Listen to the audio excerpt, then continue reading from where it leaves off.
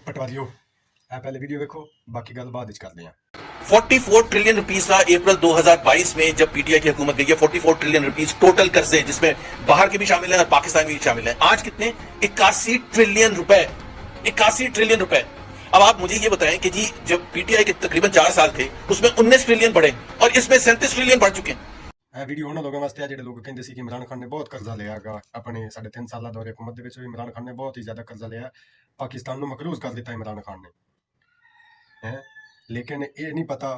ਕਿ ਸਭ ਤੋਂ ਜ਼ਿਆਦਾ ਕਰਜ਼ਾ ਇਹ ਪੀਡੀਐਮ ਲੈਂਦੀ ਪਈ ਹੈ ਲੈ ਵੀ ਰਹੀ ਸੀ ਤੇ ਹੁਣ ਵੀ ਲੈਂਦੀ ਪਈ ਆ ਜਿਹੜੇ ਲੋਕ ਕਹਿੰਦੇ ਸੀ ਨਾ ਕਿ ਇਮਰਾਨ ਖਾਨ ਨੇ 3.5 ਸਾਲ ਦੇ ਵਿੱਚ ਇੰਨਾ ਕਰਜ਼ਾ ਲਿਆ ਕਿ ਜਿੰਨਾ ਪਿਛਲੇ 75 ਸਾਲ ਵਿੱਚ ਕਿਸੇ ਹਕੂਮਤ ਨੇ ਨਹੀਂ ਲਿਆ। ਇਹ ਤਾਂ ਪਟਵਾਰੀ ਕਹਿੰਦੇ ਨੇ ਨਾ ਜਿਹੜਾ ਸੁਲਝਿਆ ਹੋਇਆ ਬੰਦਾ ਉਹਨੂੰ ਪਤਾ ਹੈ ਕਿ ਕਿਹੜੀ ਹਕੂਮਤ ਕਿੰਨਾ ਪੈਸਾ ਲੈਂਦੀ ਹੈ